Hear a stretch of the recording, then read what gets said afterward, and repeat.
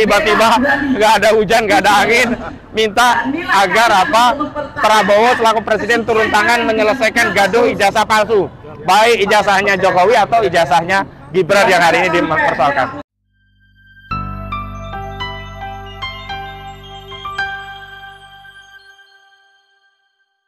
Bismillahirrahmanirrahim. Assalamualaikum warahmatullahi wabarakatuh.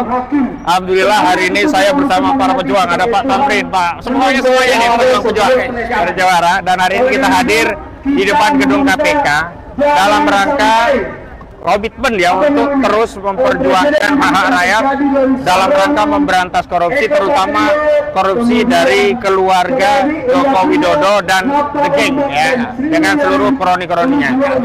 Kita tahu bahwa saudara Joko Widodo telah berkuasa 2 periode atau 10 tahun, dan dalam periode 10 tahun itu banyak sekali kejahatan-kejahatan yang sebenarnya kasat mata. Namun karena saudara Joko Widodo masih memegang tampuk kekuasaan sebagai kepala negara sekaligus kepala pemerintahan, masih bisa mengendalikan seluruh aparat penegak hukum, maka terlepas banyak kejahatan-kejahatan, dugaan-dugaan kasus korupsi yang terjadi di era Joko Widodo, baik yang dilakukan oleh lingkaran-lingkaran dekat saudara Joko Widodo dan keluarganya, maupun yang dilakukan oleh kroni-kroninya, baik politisi, relawan, dan seterusnya, itu nyaris tidak tersentuh hukum. Tapi alhamdulillah, di era setara Joko Widodo tidak lagi berkuasa, pelan-pelan satu persatu kejahatan-kejahatan terungkap. Di antaranya misalnya salah satu pendukung dari Joko Widodo yang menamakan dirinya sebagai Solidaritas Merah Putih, ketua umumnya, yakni Sylvester Matutina, hari ini tidak lagi berani menampakkan hidungnya karena memang ternyata dia sudah divonis inkrah 1,5 tahun. Hari ini mereka masih berusaha mencari dalih untuk menghindari eksekusi. Tapi saya yakin pada akhirnya Sylvester pun akan masuk bui begitu. Dan kita tahu juga pendukung-pendukung Joko Widodo yang selama ini sering mengintimidasi para pejuang yang ingin menegakkan keadilan kebenaran ini ternyata ketahuan bermasalah. Dan khusus untuk keluarga Joko Widodo, kita sudah sampaikan ya, banyak tadi dalam orasi tokoh-tokoh yang hadir, kejahatan-kejahatan saudara Joko Widodo. Kita tahu ada kasus Kanjuruhan, ya, KM50, kemudian dulu KPPS 800 yang meninggal, itu terjadi di era Joko Widodo, termasuk 6.000 mobil SMK. Kebohongan-kebohongan ini kan begitu banyak. Korupsi, apalagi kalau kita tahu sudah ada laporan-laporan yang masuk ke KPK, misalkan laporan terhadap Kaisang, laporan terhadap Gibran, itu tidak diproses. Kenapa? Karena kita tahu masalahnya bukan tidak ada bukti atau bukan karena tidak ada kejahatan, tetapi ada perlindungan kekuasaan. Maka hari ini sebenarnya kita tidak sedang berharap pada KPK, tapi kita sedang menyampaikan kepada rakyat bahwa kita akan terus mengawal kejahatan keluarga Joko Widodo.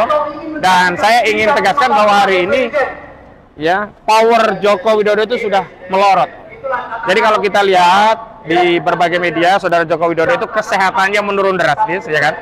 Tapi sejatinya bukan hanya kesehatannya yang menurun drastis, tapi pengaruh kekuasaannya juga sudah menurun drastis. Kita lihat tidak ada satupun partai yang membackup Jokowi. PDIP nggak membackup, Golkar tidak membackup. Di kasus jasa palsu, Joko Widodo hanya dibela oleh sejumlah relawan-relawan saja. Dan terakhir bahkan harus mengimpor ya pembelaan dari dari Partai Demokrat, atau bukan Demokrat, Partai Nasdem. Jadi ada 2 kader Nasdem, yakni Bestari Barus dan Ahmad Ali, yang masuk ke PSI, tiba-tiba nggak ada hujan, nggak ada angin, minta agar Prabowo selaku presiden turun tangan menyelesaikan gaduh ijazah palsu, baik ijazahnya Jokowi atau ijazahnya Gibran yang hari ini dipersoalkan. Saya ingin tegaskan, setuju presiden terlibat, tapi bukan berarti terlibat mendamaikan masalah ini dan menganggap tidak ada kasus ijazah palsu. Nggak boleh.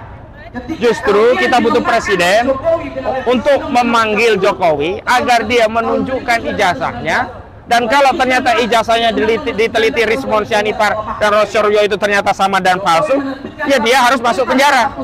Bukan berarti diselesaikan dengan cara udahlah kalian damai saja, nggak bisa. Karena sudah terlalu gaduh kasus ini. Saya melihat saudara Joko Widodo hari ini sudah mulai kehilangan kepercayaan diri untuk melanjutkan kasus yang dilaporkannya di Polda Metro Jaya pada tanggal 30 April 2025 yang lalu. Sebab sampai hari ini sudah tidak ada update. Pemeriksaan berhenti total. Kenapa? Karena kalau itu dilanjutkan, maka demi hukum ijazahnya harus ditunjukkan. Dan kalau ijazah itu ditunjukkan ketahuan palsu, maka perkaranya berbalik. Ya, bukan Rizwan Roy Suryo yang salah, berarti dia yang salah. Karena itu saya menduga dia sedang berusaha keras untuk keluar dari kemelut ijazah palsu ini dengan mencari narasi dan sandaran legitimasi untuk mencabut perkara. Karena kalau langsung cabut kan malu dia. Masa dia lapor cabut? Berarti takut dong. Nah, hari ini dia sedang berusaha mencari legitimasi untuk keluar dari kasus ijazah palsu ini. Jadi saya kira seluruh rakyat jangan merasa lemah, apalagi kok putus asa dari dulu kok nggak ada hasil. Tidak. Hari ini alhamdulillah seluruh perjuangan untuk mengkritisi saudara Jokowi makin bertambah. Orang-orang ini juga muncul makin banyak. Sementara kalau kita lihat di media, pembela ijazah palsu yang nongol kan itu saja, ya kan? Saudara Sylvester Matutina sekarang nggak berani lagi nongol di TV. Udah berkurang satu. Resman Nasution kena juga 1,5 tahun. Dia kabur. Ya, dia yang sombong minta orang-orang agar hadapi seperti Rasman, ternyata dia sendiri kabur begitu ya. Dan alhamdulillah orang-orang yang terus menyuarakan masalah kejahatan Jokowi makin bertambah. Dan hari ini jenderal-jenderal purnawirawan baik dari kalangan TNI dan polisi ikut hadir membersamai. Dan ini mengkonfirmasi bahwa yang menuntut agar Jokowi diadili dengan berbagai kejahatannya bukan hanya unsur civil society tetapi juga militer. Dan kita tahu sudah ada 8 tuntutan yang salah satunya dulu Forum Purnawirawan Prajurit Indonesia yang menuntut agar dimakzulkan Gibran. Dan sekarang juga sudah ada tuntutan dari masyarakat civil society melalui temuan yang menyatakan bahwa Gibran itu tidak memiliki ijazah SMA atau yang sederajat. Jadi kalau kita perhatikan di ketentuan pasal 169 huruf R Undang-Undang Nomor 7 Tahun 2017 tentang pemilu, bahwa presiden dan wakil presiden itu kalau mau jadi calon capres atau cawapres itu harus memenuhi sejumlah syarat. Ada A, B, C, D, E, F, G sampai R. Nah, yang R yang ke-18 itu syaratnya adalah berpendidikan paling tidak SMA, SMK, MA, MAK itu madrasah aliyah kejuruan atau sekolah yang sederajat. Nah, sekolah yang sederajat itu gampangnya kalau di kita pakai C. Nah, tapi ternyata Gibran tidak punya ijazah SMA. Gibran tidak punya ijazah SMK. Gibran tidak punya ijazah madrasah aliyah kejuruan. Gibran juga tidak punya ijazah madrasah aliyah. Gibran bahkan Gibran itu tidak punya ijazah pakai C. Sehingga tidak memenuhi syarat. Nah, seseorang yang tidak memenuhi syarat, maka menurut ketentuan pasal 7A Undang-Undang Dasar 1945 itu dapat dimakzulkan karena Majelis Permusyawaratan Rakyat atas usulan Dewan Perwakilan Rakyat dapat memberhentikan presiden dan atau wakil presiden dalam masa jabatannya apabila terbukti melakukan pelanggaran hukum seperti pengkhianatan pada negara, korupsi, penyuapan atau kejahatan berat lainnya, terbukti melakukan perbuatan tercela atau tidak lagi memenuhi syarat. Artinya apa? Kita juga jangan mau ditipu bahwa kalau mau memakzulkan harus dua-duanya. Mau maju memang satu paket, mau diturunkan cukup satu. Bisa satu, bisa dua-duanya. Bisa presiden saja, bisa wapres saja, bisa presiden dan wakil presiden. Karena bunyinya adalah presiden dan atau wakil presiden. Artinya bisa alternatif salah satu, bisa kumulatif dua-duanya. Saya kira ketika saudara Jokowi menyatakan dia mendorong seluruh relawan untuk mendukung Prabowo Gibran 2 periode sampai pemilu 2019, itu adalah upaya benteng pertahanan Jokowi berlindung kepada Prabowo agar tidak dimakzulkan. Seolah-olah kalau memakzulkan Gibran sama saja memakzulkan Prabowo. Padahal tidak.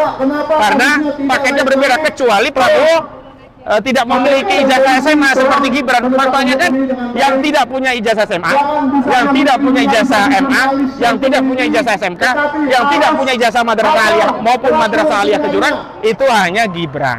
Artinya kalau dulu Gibran bisa selamat karena belum genap 40 tahun, karena dia melakukan ya upaya menyulap pasal 169 huruf I syarat ke-17 yang harusnya semula presiden atau wakil presiden minimal 40 tahun, tapi melalui perantaraan Paman Usman perkara putusan MK 90 garing PU strip Romawi 21 garing 2023, maka syaratnya diperluas. Boleh 40 tahun atau belum genap pun nggak apa-apa, yang penting pernah menduduki jabatan politik. Tapi kalau pasal 169 huruf R atau syarat ke-18 mutlak. Jadi kalau Gibran tidak bisa menunjukkan ijazah SMA, tidak bisa menunjukkan ijazah SMK, tidak bisa menunjukkan ijazah madrasah aliyah, tidak bisa menunjukkan madrasah aliyah kejuruan, tidak bisa menunjukkan ijazah paket C, maka Gibran wajib dimajulkan. Begitu. Ada pertanyaan kira-kira?